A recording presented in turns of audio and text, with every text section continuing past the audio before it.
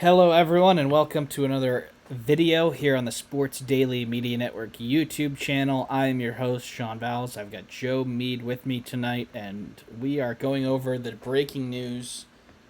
It was announced late Sunday night that LSU was firing head football coach Brian Kelly in year 4. Joe, it seemed like this news was starting to materialize on Sunday. There was meeting with the athletic director and some donors. There was a meeting with the players scheduled for Sunday night. But what were your initial thoughts when the writing seemed to be on the wall for Kelly? You know, I thought it was kind of on the wall last season when they had that blowout loss at home, excuse me, to Jalen Milroe at Alabama. I believe they lost that game 40-6. It was some absurd deficit in November. And that's when the wheels started to come off, not only in recruiting. I'm not just going to say this because I'm a Michigan guy. Yeah, Bryce Underwood, Derek Meadows, who ended up coming to Alabama, decommit. Um, and you kind of had that like loss of momentum overall. I thought that was kind of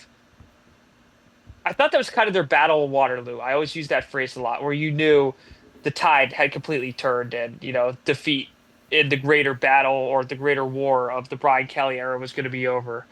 And that's really a little surprising to me, Sean, because I thought he had a great year one there. You get there, you upset Alabama, you play in the SEC title game. I know they had that bad loss to that 5-win Texas A&M team, but you get to the SEC title game, you get to 10 wins in the bowl game.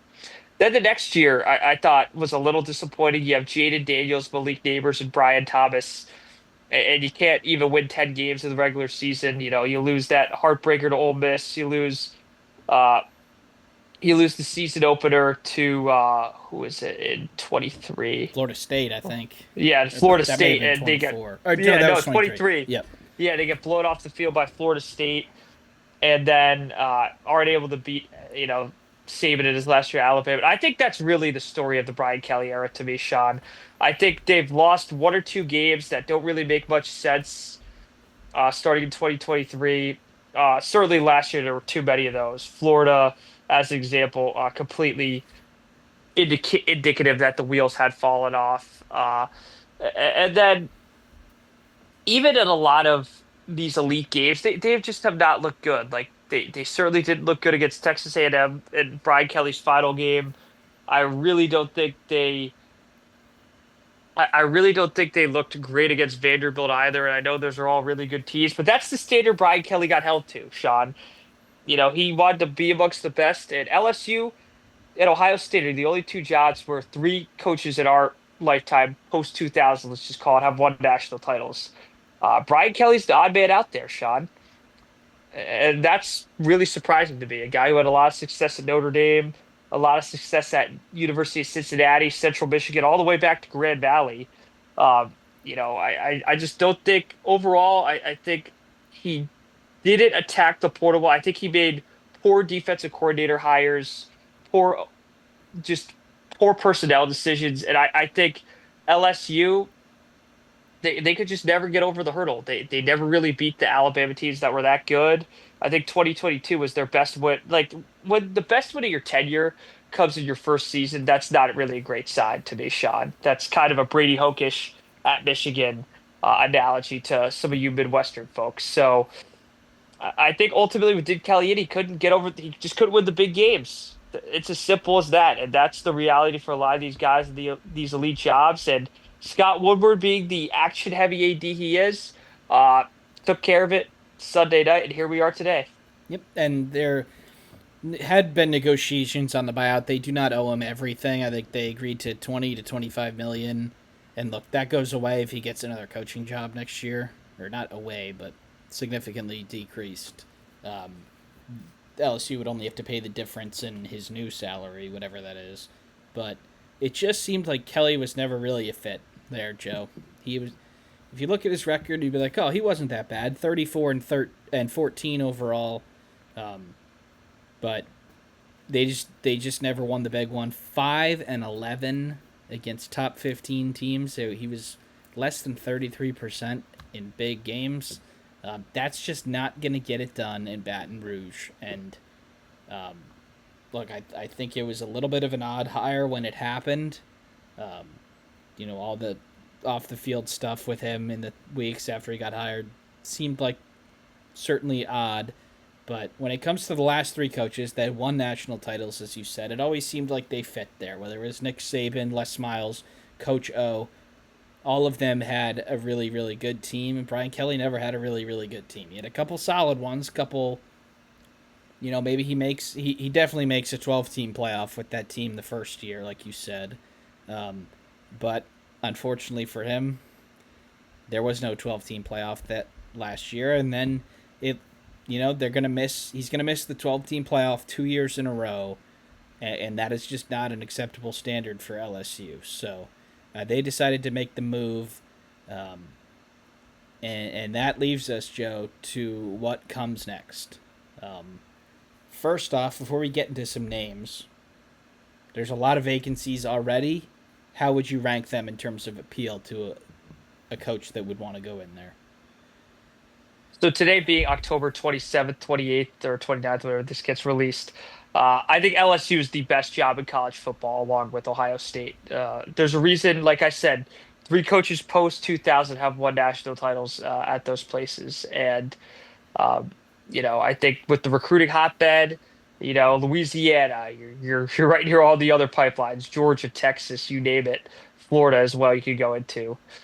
This is the best job in the SEC, I'd say. Like if I were gonna, if every job were open, Is it top? I uh, think it's a top three job in the sport. absolutely. You could Alabama, debate Ohio State, and I think there's an Texas, you could debate, yeah. yeah, but this is as good a job as it gets in this coaching cycle, Sean. I'm not going to pay attention to the Sarkisian rumors right now. This is going to be the best job in this coaching cycle as it stands. So I think this is cream of the crop. And let's face it, Scott Woodward is a bad MFer. Yep. He gets the best coaches in all the sports. Kim Mulkey, uh, basketball swung and missed with Will Wade, but got McMahon. Uh, Baseball wise, Johnston from Arizona. This is a guy who does not mess around, and that's why when we get into the names, I have a few theories. And Joe, I wouldn't consider Will Wade a swing and a miss from a wins point of view. No, no, not at I all. I mean there is a way that they probably could have kept him, but it was probably for the best that they didn't. But there's likely a basketball vacancy coming at LSU too, and Will Wade has already been rumored as a comeback, and that would seem like that would be something that Woodward would do. Do you think they go back to any of their former coaches, LSU here? I don't think Coach O is the right fit. I think it's kind of funny. You listen to SEC radio and a lot of LSU fans on the ground there.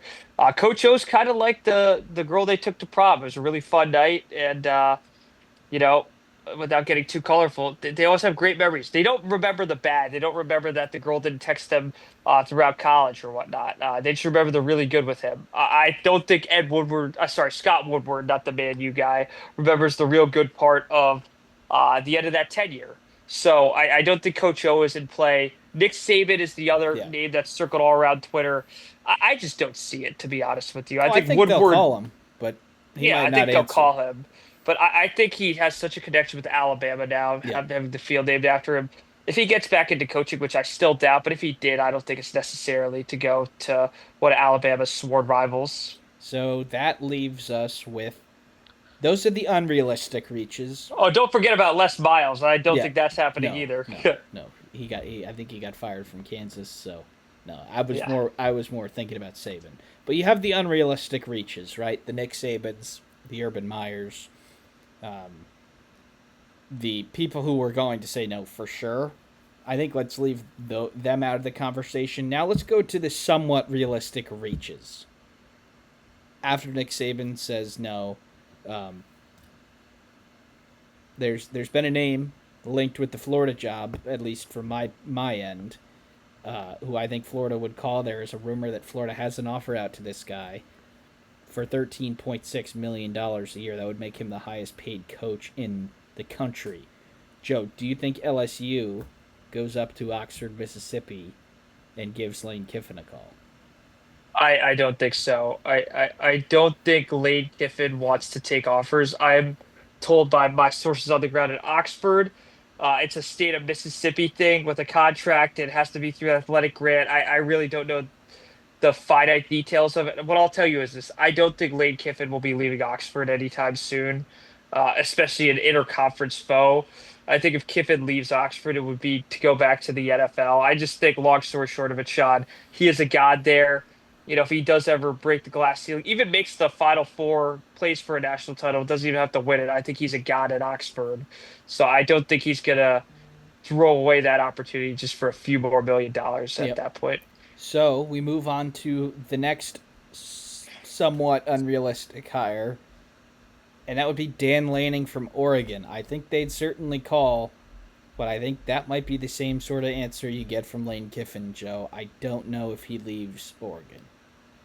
I think it's more probable than I think it's more probable than not because I don't think George is going to come open anytime soon. I don't think Kirby leaves his alma mater. He already said no to the Bama job, I believe, or wasn't really all that interested right away. And then, you know, I think this would be his best chance. If he really wanted to go back down south, this is the job to do in the next 5 to 10 years. Barring anything unforeseen, which of course could always happen. So I don't think that's crazy, Sean. I didn't really consider him on my list, but if on my top five that will rank, he'd be number six if I had an honorable mention. Okay, so Joey, do you want to add any more names to this somewhat Yeah, unrealistic tier? yeah, I'm gonna add one. That's Urban Meyer. Okay, I know you I said had that him was in the top completely tier too. unrealistic. I don't think it's the craziest thing. I don't think he necessarily forfeits his legacy at Ohio State should he do this. I think it's be under the understanding it'd be a 3 to 5 year tenure, which of course you could say for Saban, but I think Saban being seven in his near his mid 70s and Urban, kind of being early 60s.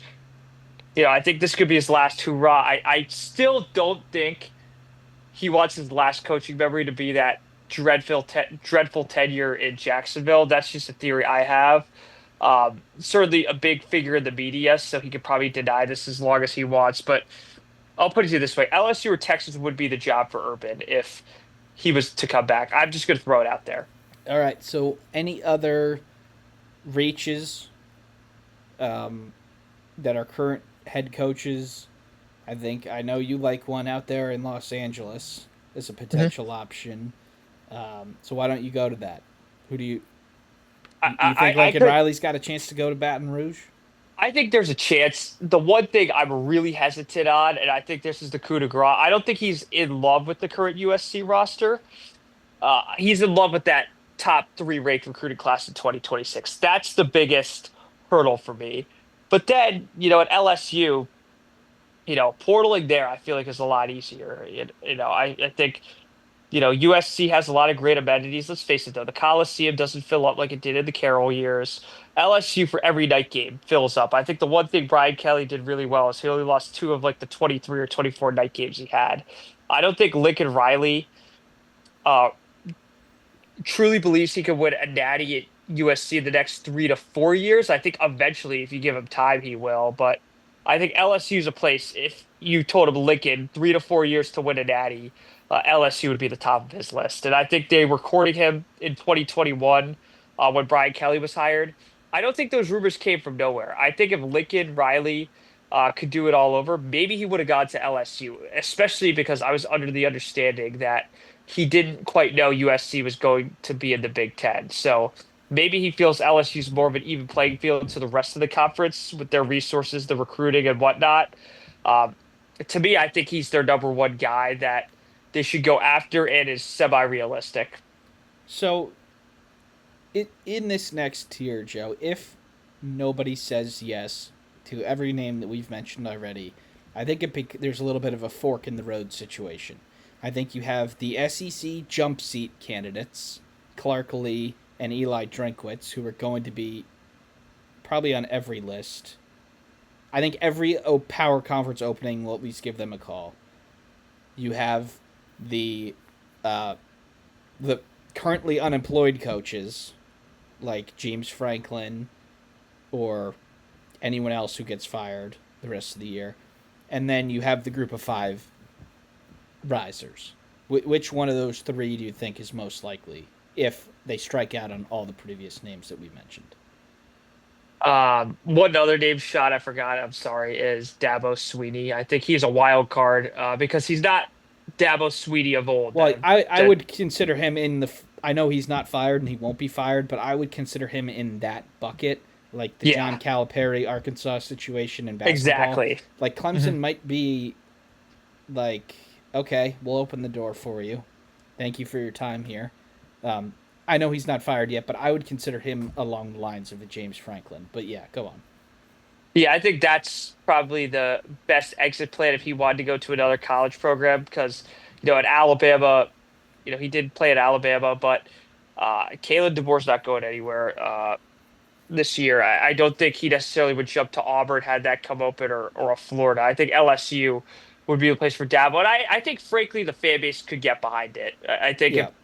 he adapted to the current portal situation. He's a hell of a recruiter still, which is very important there in Baton Rouge. So I think they could get on board with that.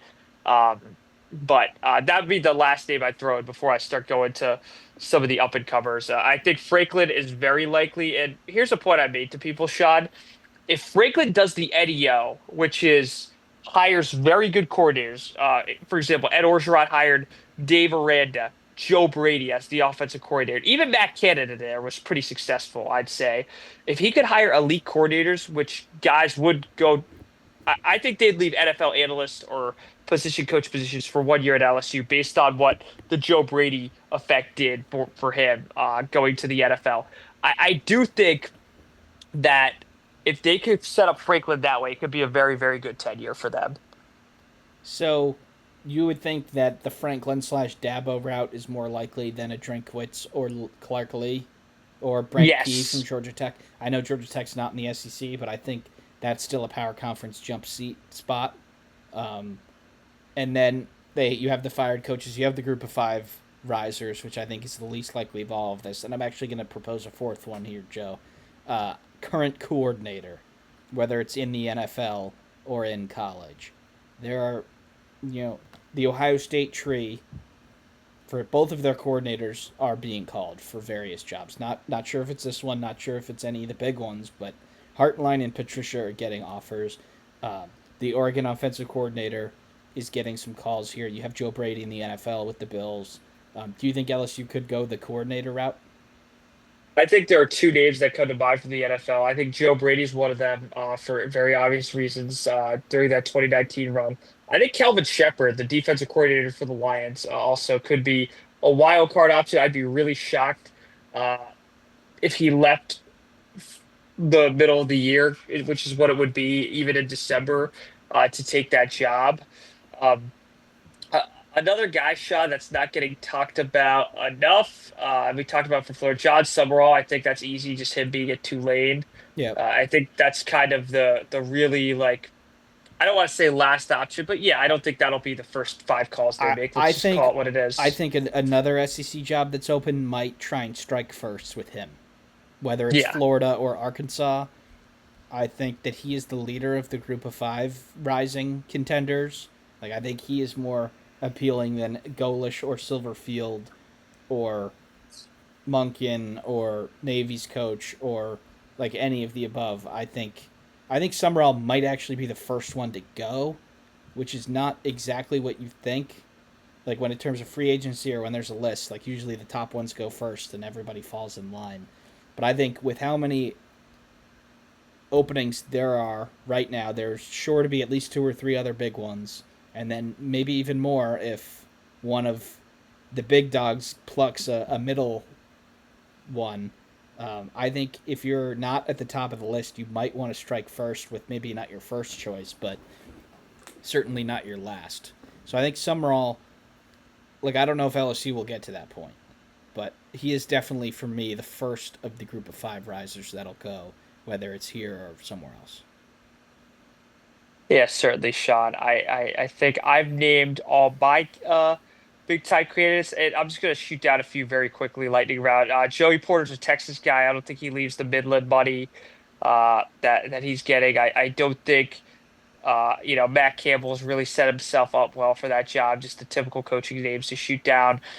I bet they could try to call Ryan Day. I think Ryan Day is a lot more likely to go back to the NFL than anything should he leave Ohio State, which I don't really see in the foreseeable future. But here's the one thing I'm going to make to you, Sean. My theory is they know who their next coach is, and their next coach certainly knows.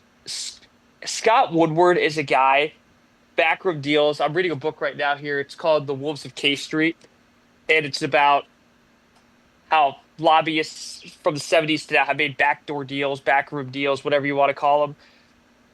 I hope this gets clipped because he is the definition of a lobbyist to me, Scott Woodward. I mean that in a good way. I think he's knows exactly what he wants. He knows he has a demanding fan base who's very emotional at times, and he caters to them, and it's led to a lot of success. Look at their women's basketball program, their baseball program, and even their football program for a while. They've had very good success overall athletically in his tenure there. So this is a guy that I think knows who their next head coach is going to be. Frankly, I don't know how it's got not gotten leaked by now. It's someone big, and it's somebody who can't quite say yet. And Joe, looking at it from his point of view, there's a reason why these coaches are fired early in any sport. So the buyout considerably drops at the end of the season. There's a reason why you don't wait for that, right? The announcement will not be made until this coach's season is over. But maybe when we're recording this Monday night, there might be a verbal commitment already. And that is why all of these teams are moving quickly when it comes to dismissing their head coach. I know athletic directors send out feelers all the time when coaches are still employed, but it just doesn't get the same attention if that coach has been fired. Or it gets more attention if the coach has been fired. That's why you have these teams making these moves quickly. That's also why you have these athletic directors coming out with statements of support for their coaches to stave off agents who may be calling the athletic director about a certain opening. Now, Florida State will likely still open at the end of the year, but I think Wisconsin could still open. I think Michigan State could still open. But Joe, let's wrap this one up with Brian Kelly. Um, do you think he's done coaching for a while? Because I think if he wants to, some of these openings would love to have him. I think there are two jobs that immediately come to mind. Everyone's just, oh, Penn State. I don't think Penn State can go that Yeah, direction. I I, don't I think think he's so. 64. I think he's a hell of a football coach. I don't think his misstep at LSU really tells me otherwise, to be honest with you.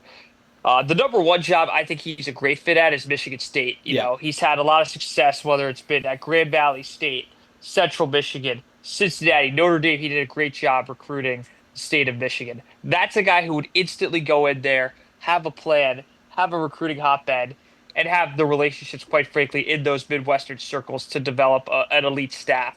So I think that's a guy who, with a change of scenery, could do very well at East Lansing. I think Michigan State fans are chopping at the bit for him or James Franklin to kind of redeem themselves there. Clearly not a job that's open quite yet, so we'll save it. And another one I think is Wisconsin shot. I think he'd be another great fit there. And frankly, I think overall, I think if he got them back to being relevant, they don't really have a protected rivalry with anyone that good. They got to play Minnesota and Iowa every year, and that's not the same as playing Michigan or having to, recruit Detroit against the Michigan or even, depending on who the next Penn State coach is, they've been very successful there in the past. And, I think that's a move. He's like a stabilizing hire to me, Brian Kelly. Let's face it, he's not a national championship winning coach, but I think he could get you to the forefront of that. And I think at those programs, they're dying for that while they're just like chopping away at bowl eligibility. I mean, Wisconsin, I th- no way they get to a bowl, and Michigan State's going to go 4 years without one, it looks like. I think he could get one of those two teams to the playoff once in 6 years. Absolutely. Um, I think twice in six and years. and that's I if I had to guess right now, I think Kelly ends up at one of them, Franklin ends up at the other. Um, it doesn't appear that Lane Kiffin's going to leave Ole Miss. I would think that both of them would be called by Ole Miss if that opens. Not likely at this point, but I think Kelly and Franklin are great for picking teams up off the mat, getting them to 8 and 9 wins. Maybe if your schedule breaks correctly and you get lucky in a game, you get to 11 wins and you're in the college football playoff and you're hosting a game.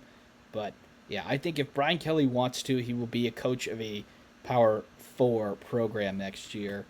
He will certainly have his choice. That's pretty clear. Even Virginia Tech, like they have already offered James Franklin a contract. Um, you know, Arkansas probably not for Brian Kelly. No. Just he needs to get out of the South. It didn't work there. Yeah. He clearly didn't like SEC culture.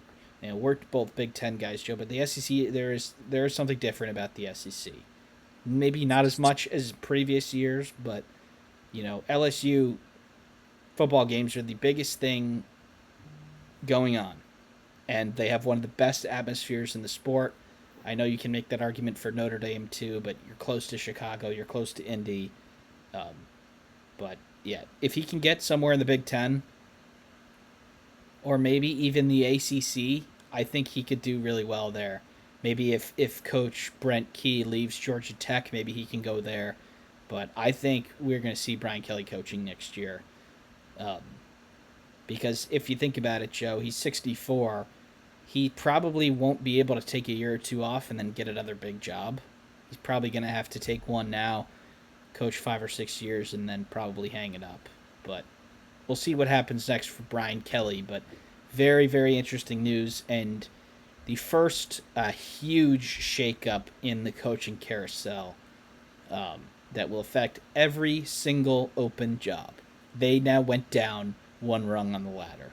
Whether it's Colorado State, the 9th best job, now the 10th best, to Penn State or Florida, knocking down to 2nd and 3rd. But that is all we have for you today. Thank you for tuning in, and we'll see you next time.